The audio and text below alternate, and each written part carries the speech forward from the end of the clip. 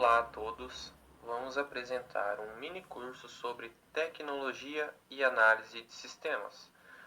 Os apresentadores são Amanda, Gislaine, Guilherme, Regis e eu quem vos falo, Wesley.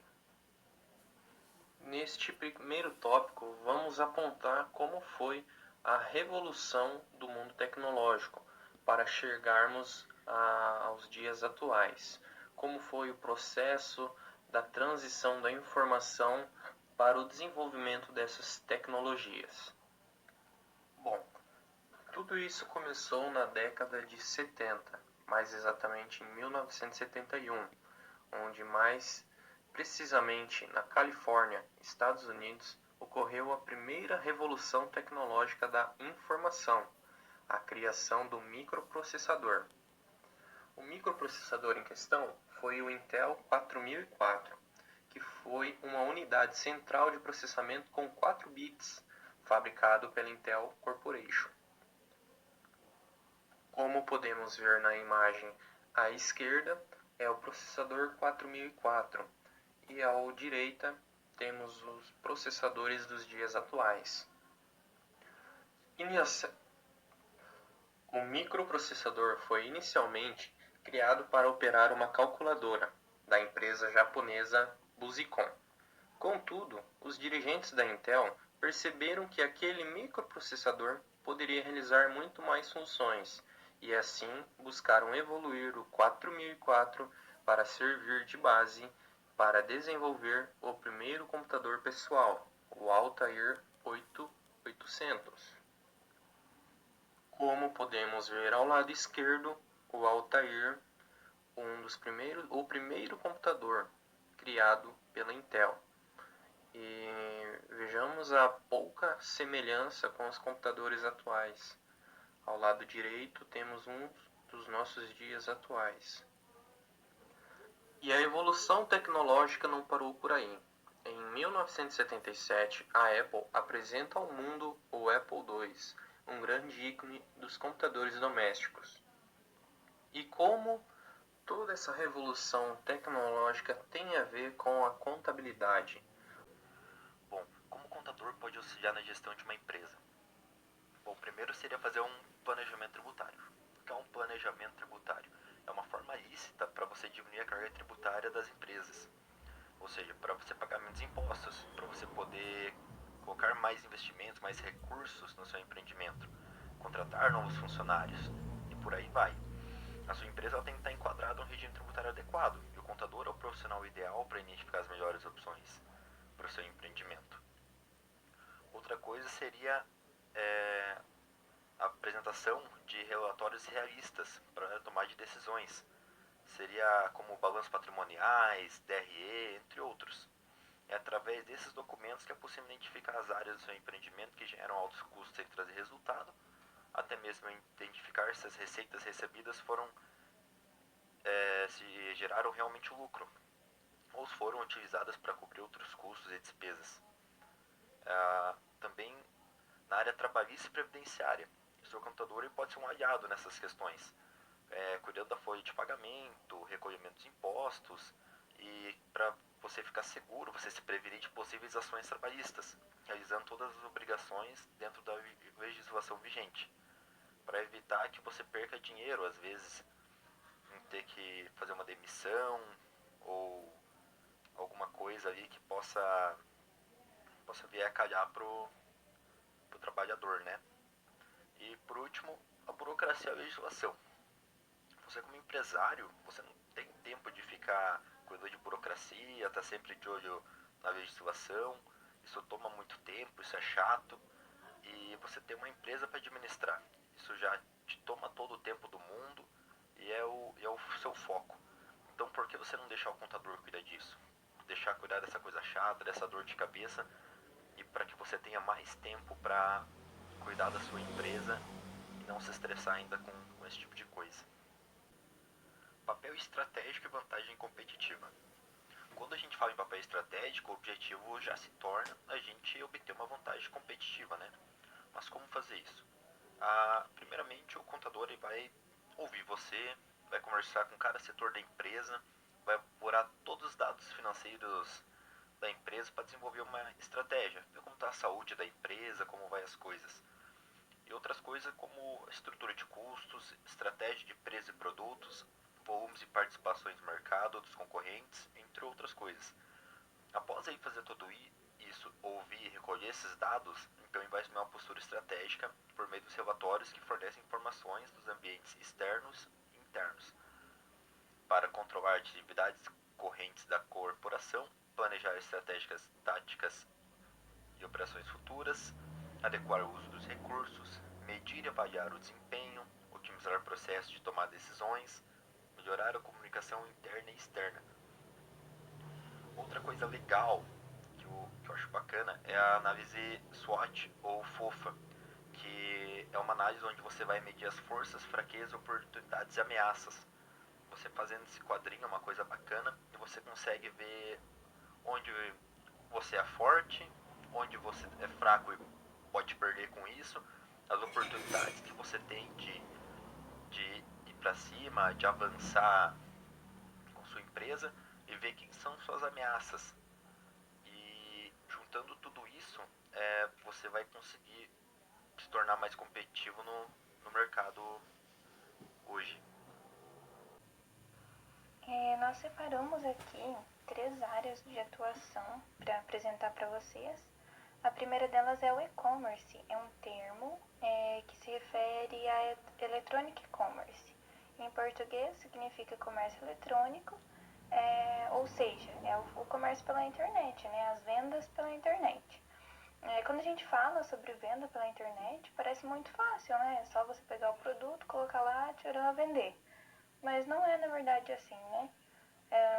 Para você criar um site, você precisa de muitos processos, né? Você tem que criar o site, você tem que organizar, você tem que explicar o que é que você quer vender. Não é tão simples, né? A cada momento que passa, os compradores eles ficam mais exigentes, eles querem mais facilidade na hora de comprar, mais facilidade na hora de achar o que eles querem também, né? Então, a OTI, né, a equipe de TI de TADS está muito presente nisso daí, porque eles que fazem isso aí, eles que arrumam para os vendedores esse banco de dados para você abrir uma loja, para você abrir um site. Eles são capazes de implementar algoritmos que auxiliam o marketing, que auxiliam a venda, que faz aparecer pra gente o que a gente procura, ali na página inicial, por exemplo. A gente separou o e-commerce em 4 modelos para a gente entender melhor como funciona. O primeiro modelo é o B2B, que é um comércio baseado em transações entre empresas, através de rede compartilhada. Esse modelo está crescendo muito entre as empresas, porque assim como as pessoas, elas também estão se digitalizando e se especializando, né? Um exemplo é que pode ser uma indústria, um importador, um distribuidor local. É uma área bastante ampla, dependendo do conhecimento do profissional, ele pode estar atuando na área nacional e também internacional. E o segundo modelo é o B2C, que é a empresa para o consumidor, né? Quando a gente entra lá no site da Magazine Luiza, das Casas Bahia, para procurar o que a gente precisa. Então, essas lojas diretamente com a gente, com o consumidor. O terceiro modelo é o B2E, que é empresa e funcionário. O cliente final é o próprio colaborador da companhia. Isso significa que quando uma pessoa faz parte do quadro de funcionários de determinada empresa e opta por adquirir os produtos dela através de condições de desconto e prazos específicos. Então, é o colaborador e a empresa. É um comércio entre a empresa e o colaborador mesmo, diretamente. O último modelo, né, é o C2C, que é a transação entre os consumidores finais. Um exemplo de plataforma é o Mercado Livre, né? A Enjoei, a OLX, quando eu coloco alguma coisa para vender e outra pessoa, outro consumidor vai lá e quer comprar também. Por exemplo, eu estou vendendo um carro, por exemplo, alguma coisa na minha casa que eu já não uso mais. Bom, aqui nós temos o risco do e-commerce, né? O primeiro é os problemas de estoque.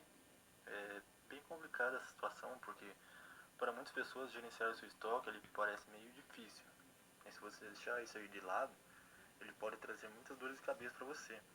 Porque imagina como seria ruim para um cliente se interessar por um produto em sua loja.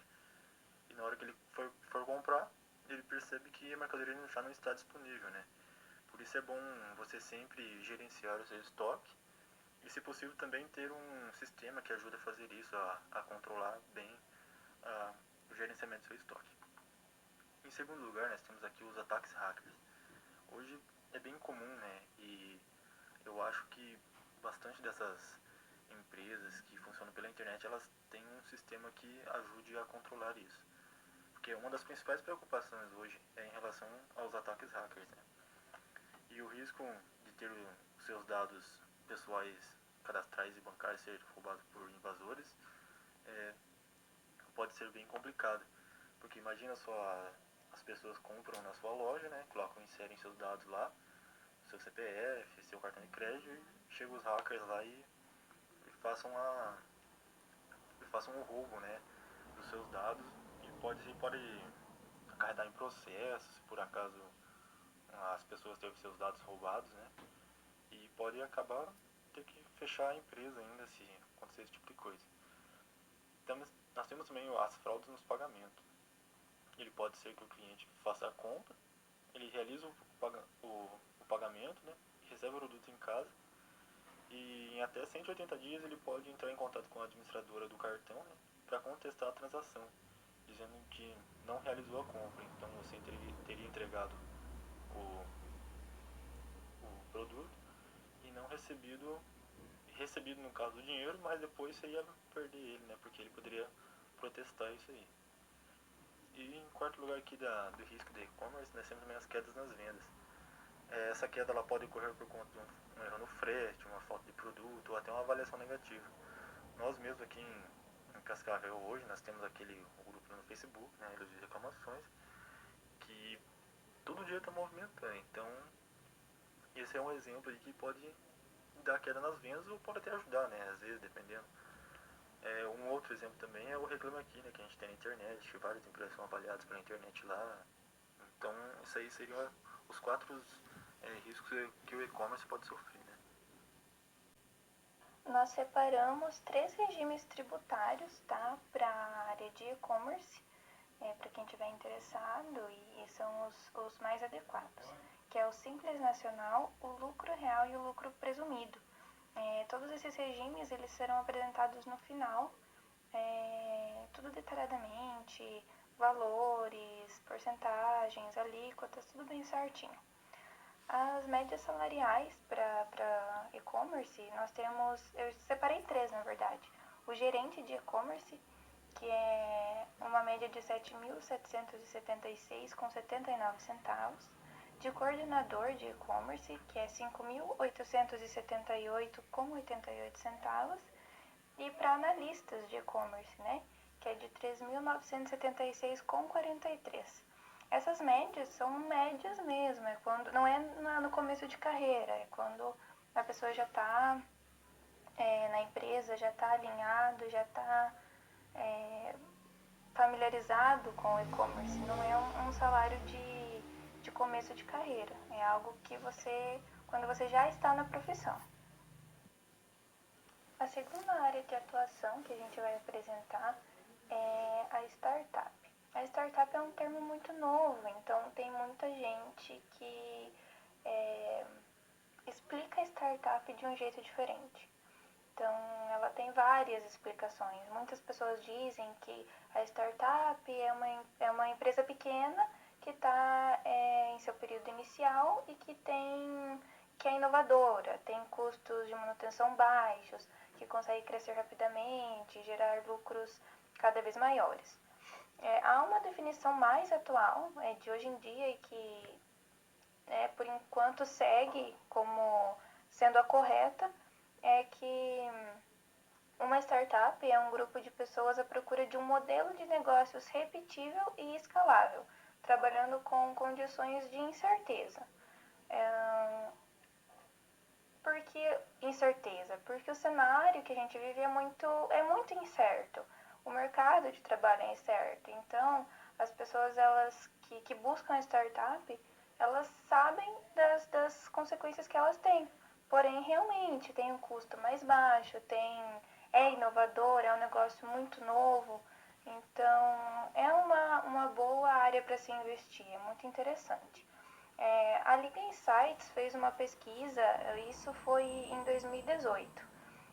Destacou 117 startups que foram inovadoras no Brasil, que deram muito certo. A gente apresentou esse gráfico aqui, é referente à pesquisa da Liga Insights, os top 10 estados que tiveram mais startups, que mais startups deram certo. A primeira foi São Paulo e a última foi Goiás, Goiânia, né?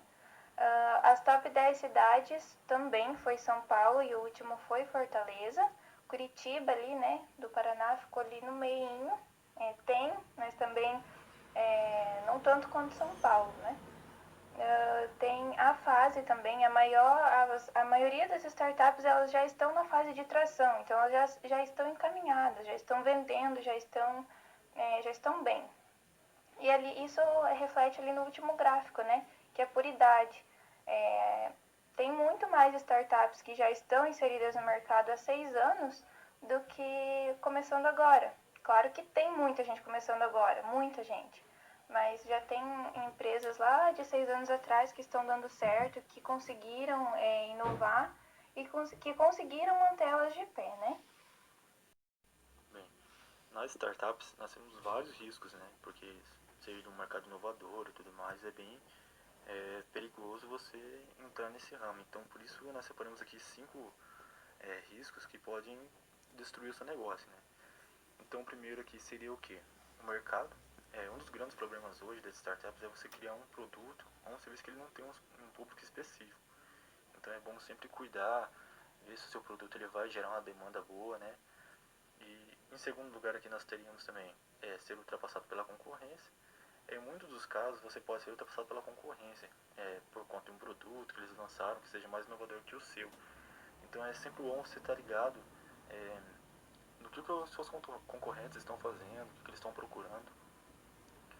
Em terceiro, nós teríamos um produto ruim. Muitas das metodologias de criação hoje das startups, elas alertam para a importância de ter um foco no produto. Porque pode ser que você lance um produto no mercado e ele não seja tão bom quanto você pensou que seria, né? Temos também, quarto lugar, fazer um produto incrível e não pensar em como faturar com isso. Esse é um dos problemas que pode acontecer, né, com você também. A falta de um modelo de negócio, ele mostra que ter uma boa ideia não é o suficiente, né? É preciso pensar em uma estratégia de monetização desde o começo.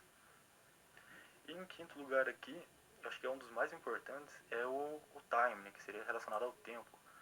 Você pode lançar um produto cedo ou demorar demais ainda para fazer o lançamento dele, né? Eles são ruins igualmente.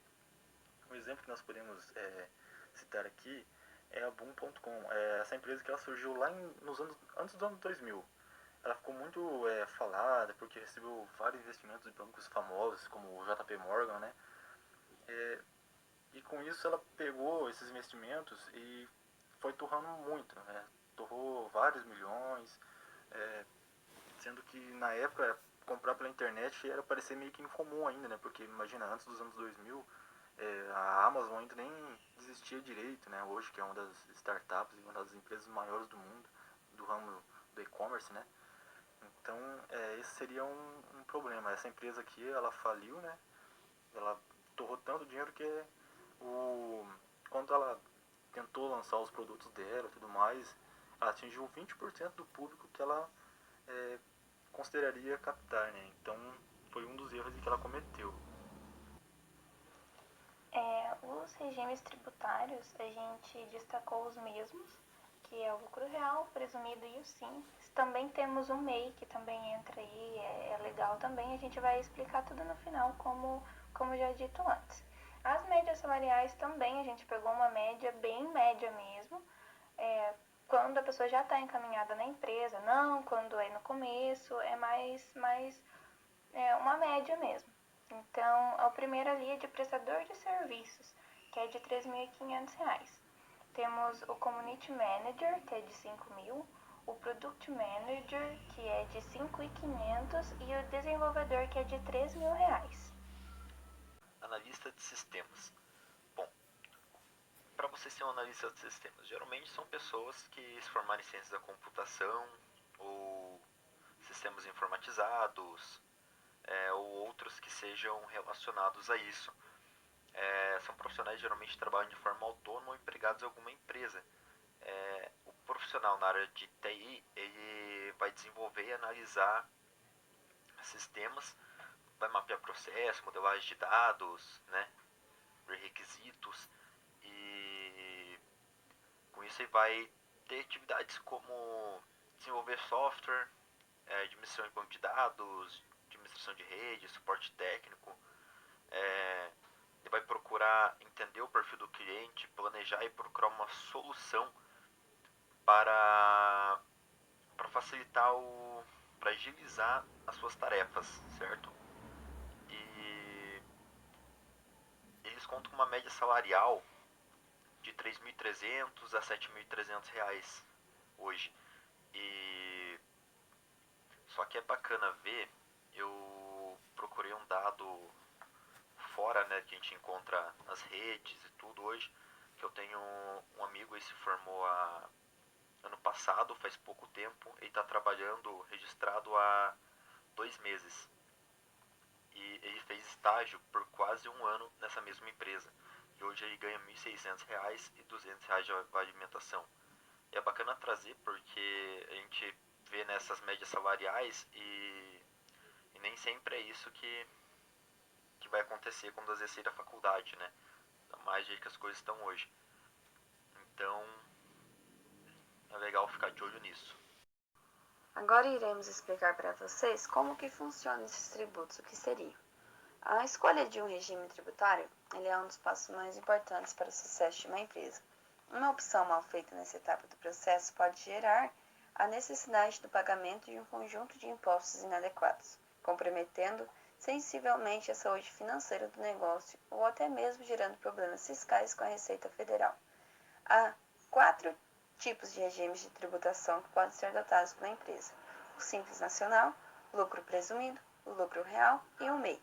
O indicado é que a escolha seja feita e analisada por um contador que tem experiência e conhecimento no assunto e pode lhe dar as devidas instruções e saber qual a melhor opção para o seu negócio, através de estudos de diversos fatores específicos de cada caso. O Simples Nacional ele permite o recolhimento de vários tributos federais, estaduais e municipais em uma única guia. A alíquota é diferenciada variando de acordo com o faturamento que é separado em faixas, até a receita bruta anual de 4,8 milhões. E ela é exclusiva para empresas de micro e pequeno porte.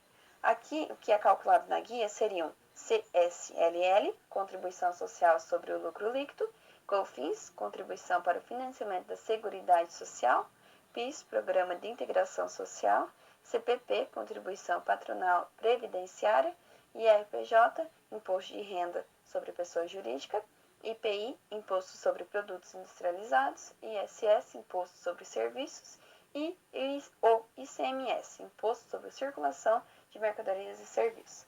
A opção pelo Simples Nacional pode ser feita a qualquer momento, quando desde a abertura da empresa ou no primeiro mês de cada ano.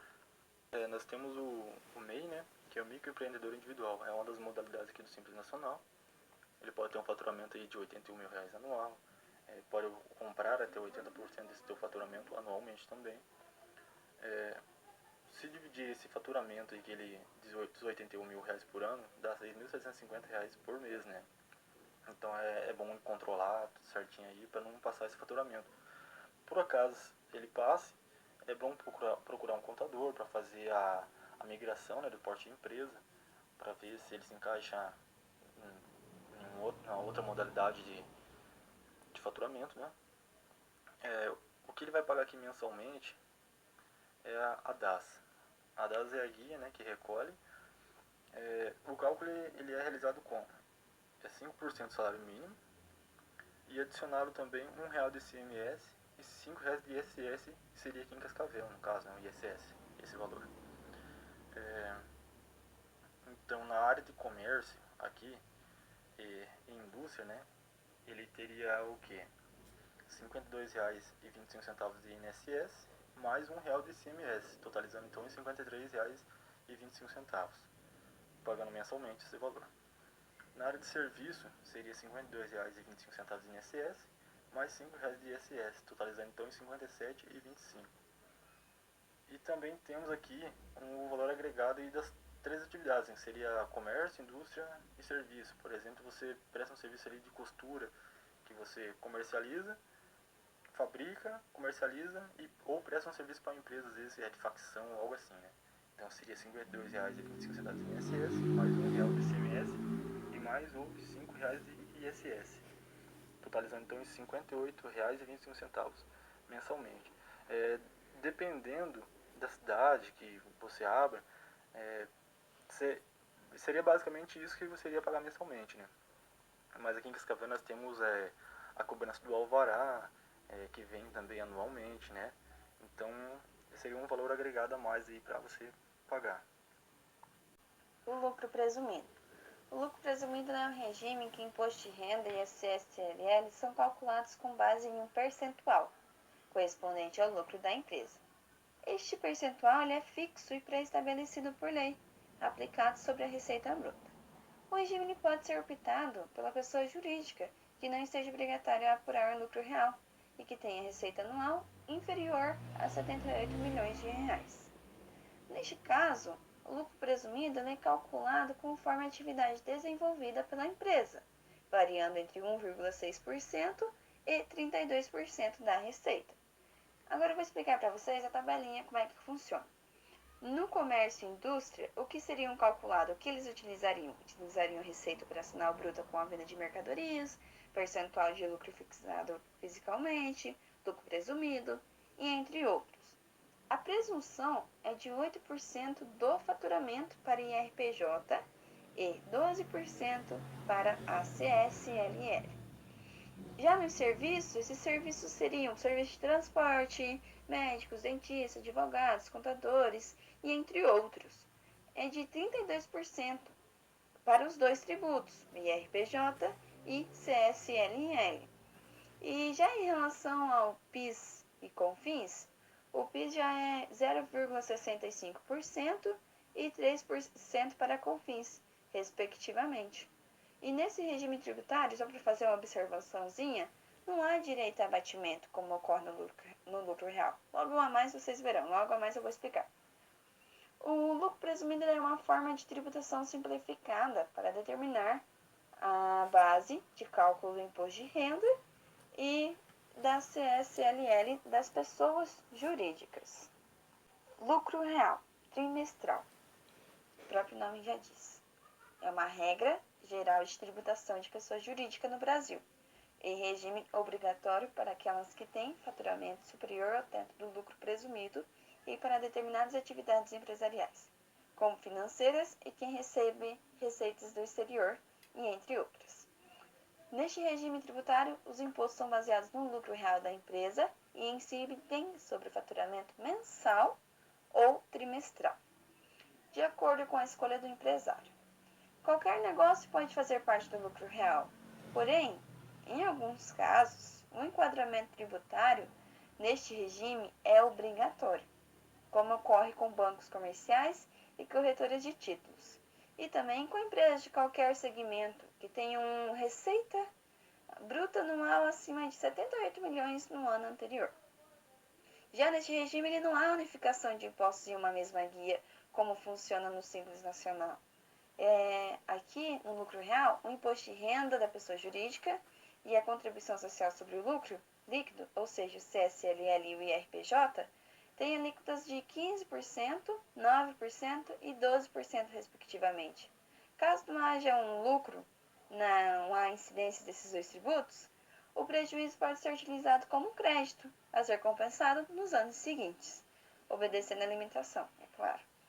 Já em relação ao PIS e COFINS, as alíquotas são de 1,65% e 7,6%, respectivamente, e há a possibilidade de abater créditos com alguns custos e despesas, como energia elétrica, por exemplo.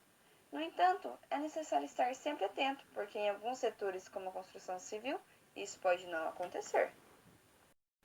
Aqui podemos observar uma tabelinha sobre o limite de faturamento. O limite de faturamento para o Simples Nacional é de 4,8 milhões. Já no lucro real não existe e no lucro presumido é até 78 milhões. O impeditivo é preciso ter um sócio pessoa jurídico. No lucro real é obrigatório para instituições financeiras e no lucro presumido não existe. Já no Simples Nacional, PIS, COFINS, IRPJ, CSLL e ISS, a alíquota é única, né? Como a gente já explicou no início, ela é calculada em uma única guia. Já no lucro real, o PIS é de 1,65%, COFINS de 7,6% e a RPJ ele varia de 15% a 25%, se ultrapassar 20 mil de receita bruta em algum mês. CSLL é 9% e ISS é 2,5% a 5%, conforme o município. Já o lucro presumido, o PIS é 0,65%, como já observamos anteriormente, o COFINS é 3%, IRPJ é 9%, CSLL é 15% e ISS é 2,5% a 5%, conforme o município também. A partir desses dados, você pode definir qual é o melhor regime para o exercício se no próximo ano as perspectivas mudarem. Você pode alterar o regime tributário também. Só que neste momento, você pode se questionar qual a importância de fazer uma escolha correta. A resposta é simples: você paga menos tributos, melhora seus resultados financeiros e ajuda a manter a saúde do seu negócio. Com isso, finalizamos nosso trabalho e muito obrigada a atenção de todos. Tenham uma boa noite.